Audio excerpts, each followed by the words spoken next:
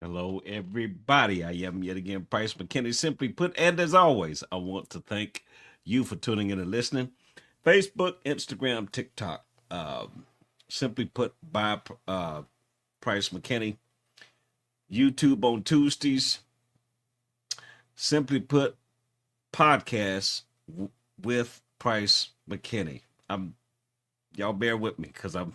This is. I don't want to do this. I don't. Not my podcast, but I don't want to talk about this because this is personal. However, there are times and there are moments when you have to be uh, transparent with people. In this case, with you all, just so you understand and see that I'm human, and yes, I give advice or provide information, but on the same token, I am human, and I deal with a lot of the stuff that you all deal with. So, having said that, want to hear it go. Why am I like this? I don't, I don't want, I don't want to deal with this, but I got to. So we're gonna deal with it. Why am I like this? So my last video, I talked about um, is your help helping, and the whole gist of that was allowing your person to be of help to you, to be of assistance to you, and do it willingly. I had a situation where a friend of mine, asked me how they could help, and my first response was, "No, no, no, no, I'm good." Typical response from me for the most part, and people in general. No, I'm good. I don't need it, but I did, and so I was sharing it with a couple of people, and so from that became I had to ask myself, why am I like this? And two different people asked me the same question. Why are you like that? And I had to back up and punt, and I had to dig down deep and figure out where this actually comes from. And where it comes from is, and the person that asked me, when they asked me, it was a very simple answer, but it was far more difficult to deal with internally because I had to do some soul searching and dig deep, figure out, okay, dude, let's deal with this head on. My initial answer, my direct answer to the question, which was why am I like this, was first shot out of the chamber, foul. I've become conditioned to it, meaning it's a state of being, it's a way, if you will, that I've created.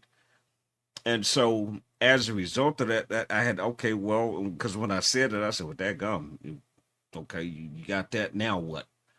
And the now what became, why am I conditioned to be like I am now? Because what I realized was who I have, and I need you to hear this clearly, who I have become is not who I actually am. And that hurt, folks. That hurt. Who I've become is not who I actually am. So I had to back up again and take another step back and ask, okay, why have you become what you now are when you know this is not who you are? And the answer was simple. Yet again, it's because I have allowed people into a space and into a place within me. And pain has to be close to you, close enough to touch you before it bothers you, before it hurts you. And I allow people in with the expectation of this not happening, but it did. And you got to understand people are human and people are going to do what they do regardless. In my mind, during those relationships, I felt like I was doing the right thing. I was, being who I was supposed to be for them and to them. I'm not saying I had every I dotted, every T crossed, but most of them were. And so because of that, the hurt just kept accumulating, right? It just kept building up, and I would in a real sense, okay, let that go. So I thought, and then here comes another one, and then let that go, and then here it goes again, and then let that go, and then here it goes again. So it wasn't necessarily a cycle, but it was from the standpoint of I give, but I don't get. So it's not reciprocated. What I'm given is far more distant than what I'm actually getting. And because of that, over time, I started becoming angry. I started becoming really frustrated. And I got to, and at one point, I was like, you know what? Just bump a relationship. You know, psychologically, I was almost to the point where I was like, you know what? I'm just going to stack up a body count. Just being honest. I'm just going to stack up a body count, bang bodies to keep the train moving. Now, that's not what I did. Don't get it twisted. That's not what I did because, again, that's not who I am. But because of the stuff I was dealing with internally and that had accumulated and built up to that point, that's where I was headed. And so, thank God I've got people, some of my boys around me, they keep me in line. They will pull me up, snatch me up in a heartbeat, not even blink at it, and I'm grateful for that. But I had allowed the things that had happened to condition me to the point where I'm so closed off, nobody's coming in, and that's where the not letting help come, not letting somebody close to me help me. So here was the second question. This bothered me, folks. It bothered me, but I had to deal with it. And this question was, I was in a conversation with a couple that I'm close to. They've been married for eons. And the wife asked me and her husband, for that matter, this hurt. Why are you allowing something or somebody that no longer exists, not in terms of being dead, but nobody no longer present or around or actually in your life? Why are you allowing something that no longer exists turn you into something that you're not?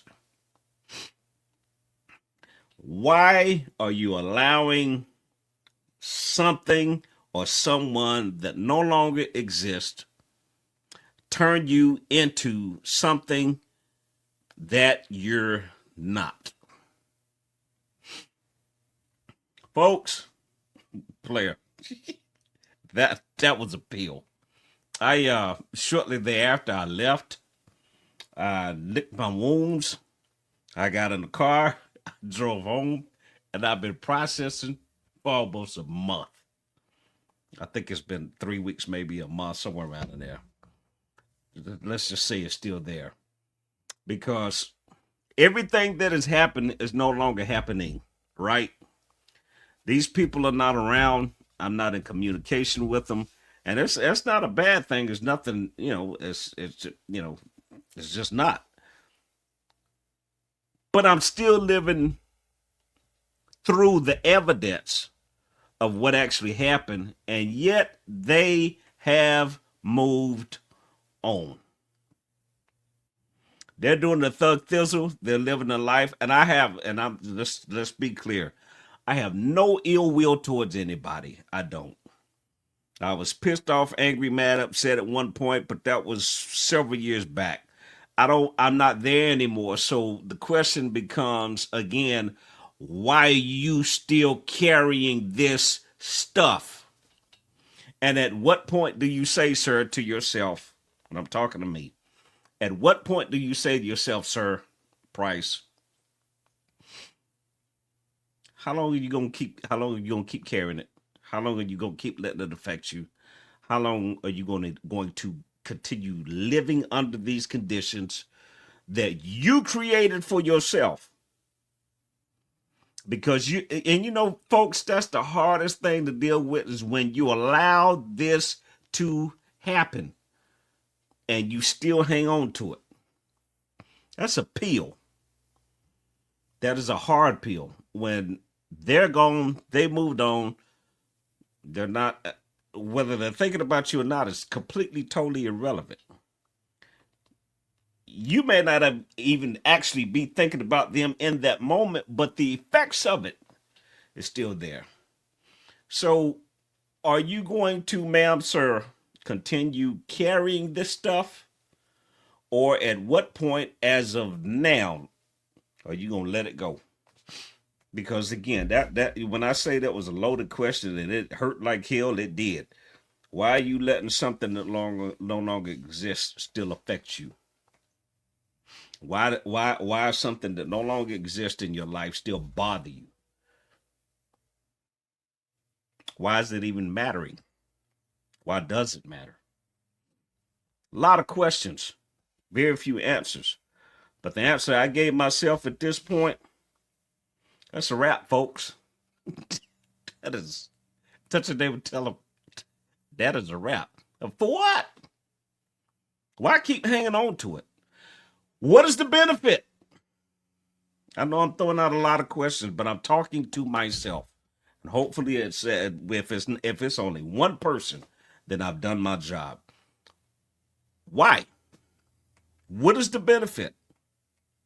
How is and I hope I'm saying this, I hope I'm being grammatically correct. How is what you're hanging on to helping you become better? If you're dealing with it in a negative way. Now, if you've grown from it and you can build from it, cool, groovy. A to the man. Up until before I did this video, I wasn't there. Thought I was, but I wasn't there until I was asked these two questions. What is it that got you to this point? I'm because I've conditioned myself to be like this. So, in a real sense, I became a price that I'm not supposed to be because I know who I am, but I allowed this to turn me into somebody that I'm not. I know what's in my heart. I know how I am. I know how I function, how I think, all of the above. And especially in terms of a relationship. Now, granted, I'm not in one, but I know what to do when I get one. It is what it is. It's just who I am. So why have I become stiff-armed to the simplicities of what make a relationship a relationship? The person is there to help. The person is there to help you become better. Why have I become hard-hearted, stoned, calloused, cold in that area where when that's not who I am. And here's the thing. I by nature I'm a giver. It doesn't matter if you my boy, if you my peeps, I got you. It ain't no ifs, ands, or buts about it. So why, with me being that, have I become the one that won't allow reciprocation to come back to me when it's what I do? When it's what I do. When it's can I be honest? When it's really what I want, because I allowed that to turn me into something that I'm not. Folks, let's be clear. Do not, and do your best not to. If somebody hurts you, if somebody upsets you, if somebody makes you angry, if somebody pisses you off to the highest levels of positivity, do your best to deal with it the right way so that you don't become hard-hearted, so that you don't get to the point where you don't want to deal with anybody no more till you resign to the fact, you know what, I'm going to be single the rest of my life. That ain't who you are. There's 8 billion something grillion people on this earth. If that was the case, it wouldn't be that many people. When I can't find nobody for me, not yet. Right now, no, you can't. Time always wins. The one thing that's been here since before before is time, and it still is. That time is undefeated. Who's outlived it? Who has outlived time? Nobody. So be patient with yourself. Be patient with the process. But most importantly, give yourself some grace. Give yourself some room to grow and expand and stretch. Give yourself that grace. Again, I'm Price McKinney. Follow me on Instagram, Facebook, TikTok. Simply put by Price McKinney. YouTube on Tuesday. Simply put podcast with Price McKinney. And again, I'm not an expert. I just know what I know. And I promise you, I'll see you soon. Thank you for listening.